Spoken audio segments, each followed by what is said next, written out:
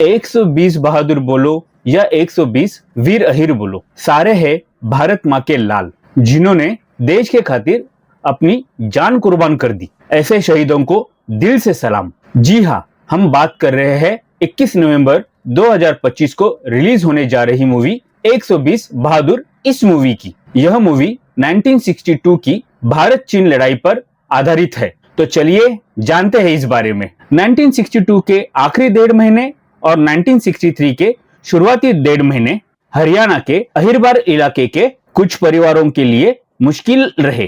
किसी सैनिक परिवार के लिए इससे बुरा क्या होगा कि उनके शहीदों पर कायर होने का ठप्पा जड़ दिया जाए। चीन की लड़ाई में जिंदा बचे सैनिकों ने जब वापस लौटकर बताया कि रेजांगल में क्या हुआ था, तो ज्यादातर लोगों ने इस पे भरोसा नहीं किया। इस बात पर विश्वास करना तो मुश्किल ही था कि 13 कुमाऊं के चार्ली कंपनी के महज 120 सैनिकों ने चीन के 3000 से ज्यादा सैनिकों के साथ युद्ध किया। चीनियों को वही रोक दिया, वह तब जब उनके पास आधुनिक हथियार तो छोड़िए, ठंड से बचने के लिए पर्याप्त वस्त्र भी अवेलेबल नहीं थे। ऐसी परिस्थितियों में मुकाबला तो छोड़िए, वहां पे रहना भी कोई सोच नहीं सकता था। लोगों ने बस बैठे बैठे अंदाज लगा लिया कि भारतीय सैनिकों को चीनियों ने युद्ध कैदी बना लिया होगा, या तो भारतीय सैनिक भाग खड़े हुए होंगे। वह जवान जो रेजांगला से वापस नहीं आए, उस 2-3 महीनों में ही उन जवानों को कायर कहा गया।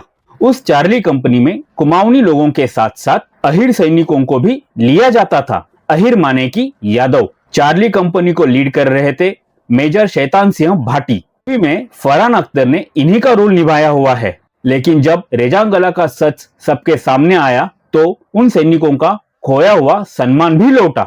सैनिकों के शव अपने मोर्चे पर पोजीशंस में जमे हुए मिले। कितने सैनिक तो मरते मरते भी अपने हथियार अपने हाथों में जकड़े हुए थे। यानी कि मतलब साफ था, चार्ली कंपनी बुज़दिल नहीं थी। यही बात फरहान अख्तर अपनी अपकमिंग फिल्म में दुनिया को दिखाना चाहते हैं। चीन से युद्ध जब समाप्त हो गया, यानी फरवरी में 3 महीने बाद, लद्दाख का एक चरवाहा अपने भेड़ बकरियों को लेकर वहां से गुजर रहा था। चरवाहा ने देखा कि उसके चारों तरफ भारतीय सैनिक मरे पड़े हुए हैं और बर्फ में वो जमे हुए हैं। सैनिकों के हाथ में बंदूकें थी और उनकी उंगलियां ट्रिगर पर बर्फ की वजह से जम गई थी। अंतिम संस्कार के पहले बंदूकों को अलग करने के लिए कुछ वीरों की उंगलियां काटनी पड़ी। किसी जवानों के हाथ गायब थे तो किसी जवानों के पैर गायब थे। 113 सैनिक लड़ते लड़ते शहीद हो गए थे। उनमें से किसी की भी पीठ पर गोली नहीं लगी हुई थी। सबने अपने सीने पर सामने गोली खाई थी। किसी के सर पे, किसी के सीने में, किसी के हाथ में, किसी के पैर में गोलियां लगी थी। तो इससे यह पता चलता है कि आखिर तक हमारे वीर भारतीय जवान वहां पे लड़ते रहे और उन्होंने पीछे हटने के बारे में जरा भी नहीं सोचा था, और वो सारे दुश्मन सेना का मुकाबला करते हुए वीर गति को प्राप्त हो गए। जिन सैनिकों को कायर कहा गया था, असल में वो तो देश के बहादुर योद्धा निकले। 113 सैनिक शहीद हुए। यहाँ पर 5 जवानों को बंदी बना लिया गया। एक की मृत्यु चीन के कैद में हुई और 4 वापस देश लौट आए। जब वे लौटे तो रेजांगला की सारी कहानी पूरी दुनिया के सामने आई। 29 सितंबर 1962 की बात है, यानी दिवाली के ठीक पहले की। बटालियन को बारामुल्ला से लेह की ओर कूच करने का आदेश मिला और इसके लिए महज कुछ घंटों की मीटिंग हुई।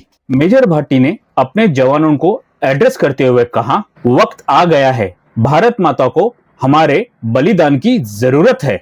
हम सब हमेशा की तरह एकजुट होकर चीनियों का मुकाबला करेंगे। ज्यादातर जवान हरियाणा के थे, कुछ जवान राजस्थान, यूपी और पंजाब के भी थे। इन सभी को कोहरे और ठंड की तो आदत थी, लेकिन बर्फ उन्होंने कभी नहीं देखी थी। उन्हीं में से एक लांस नायक रामचंद्र यादव को उनकी बहादुरी और सेवा को देखते हुए बाद में कैप्टन बनाया गया। रेजांगला की लड़ाई के वक्त वह अपनी कंपनी में रेडियो ऑपरेटर थे। वे बताते हैं कि ठंड में उनके पास पर्याप्त कपड़े नहीं थे, पर जैसे ही उन्हें हुक्म मिला तो उनकी सारी कंपनी मोर्चे की तरफ निकल पड़ी। 1 हफ्ते चलने के बाद वह सारी कंपनी लेह पहुंची और अचानक उनको हुक्म आया कि बटालियन अब रात में मूव करेगी। अब लेह से चुशुल की दूरी कम से कम 225 किलोमीटर थी। रास्ते मुश्किल से भरे हुए थे, गाड़ियां फिसल जाया हुआ करती थी। जैसे तैसे करते बटालियन चुसूल पहुंची। फिर जवानों को बताया गया कि उन्हें एक दर्रे पर जाना है, जो कि पहाड़ी पर है 7 किलोमीटर दूर। 14 घंटों का समय लगा उन्हें अपने पोस्ट पर पहुंचने के लिए। उन्होंने वहां पर अपनी डिफेंस तैयार की, लेकिन मौसम की वजह से कई जवानों की तबीयत बिगड़ने लगी थी। कैप्टन रामचंद्र यादव बताते हैं कि जब वहां खाना बनाने की कोशिश की गई तो कई घंटों तक चावल और दाल को उबाला गया, लेकिन वहां पर हवा का दबाव ही नहीं था, तो दाल और चावल तो पके ही नहीं। तो उन्होंने उस वक्त बिस्कुट खाकर अपना गुजारा किया।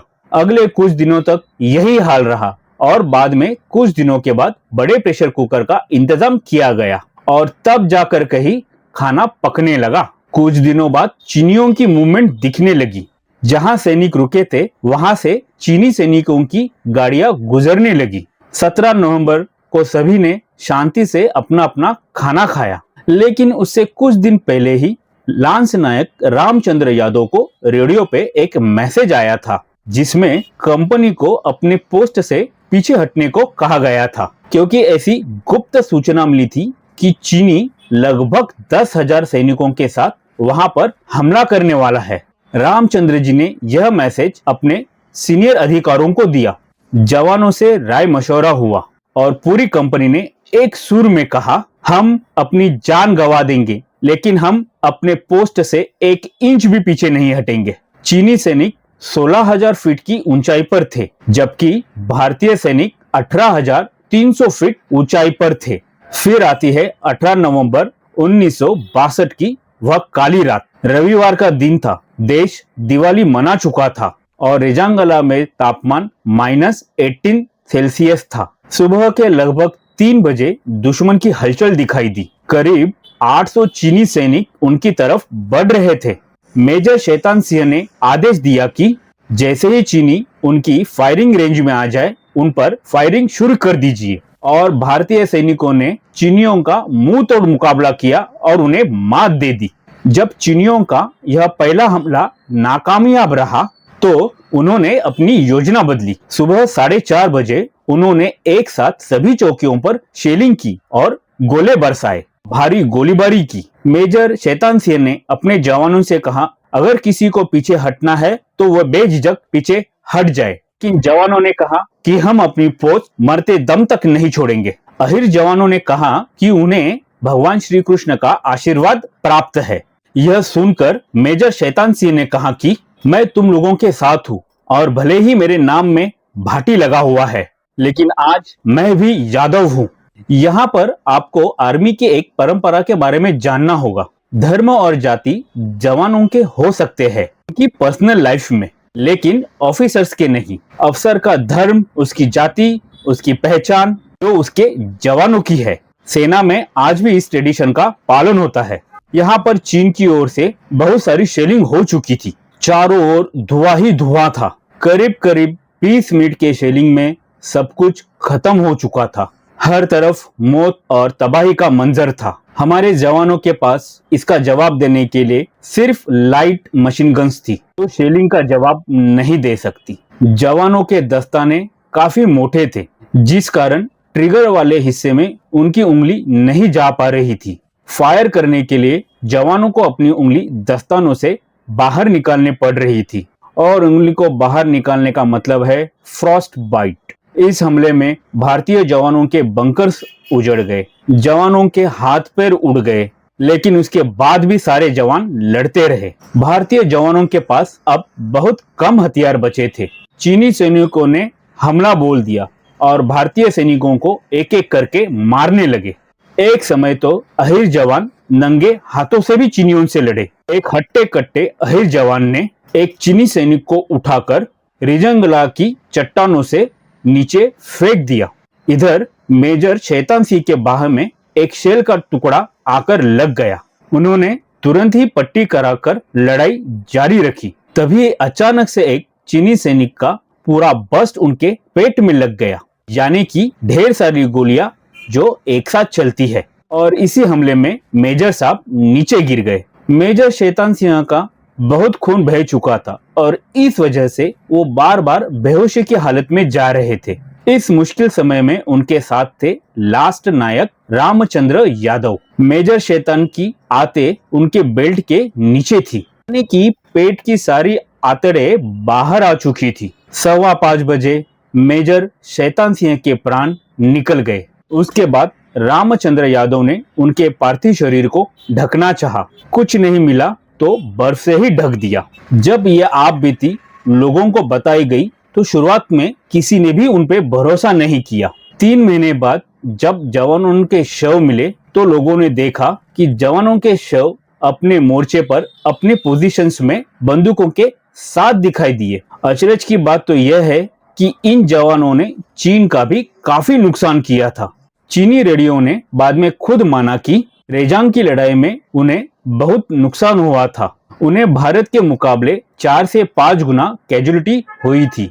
अदम साहस दिखाने वाले इस कंपनी को एक परमवीर चक्र, 8 वीर चक्र मरणों दिए गए। वही 6 जीवित सैनिकों में से 5 को सेना मेडल और 1 को मेंशन इन डिस्पैच दिया गया, जो अब तक किसी कंपनी को मिले हुए डेकोरेशंस में सबसे ज्यादा है।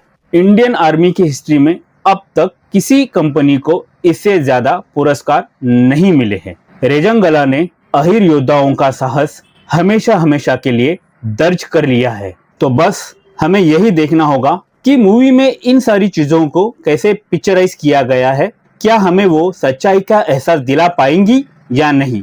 तो 21 नवंबर 2025 को यह फिल्म सिनेमा घरों में रिलीज होने जा रही है और मैं चाहता हूं कि आप सभी अपना अमूल्य टाइम निकालकर इस मूवी को एक बार तो जरूर देखें।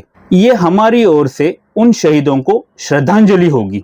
मैं आपको बता दूं कि ये सारी जानकारियां मैंने इंटरनेट से ली हुई है। मुमकिन है कि आपके विचार या आपकी राय मुझसे अलग हो सकती है। किसी के भी भावनाओं को दुखाना नहीं चाहता और उनके भावनाओं का उचित सम्मान करता हूँ। जय हिंद, भारत माता की जय।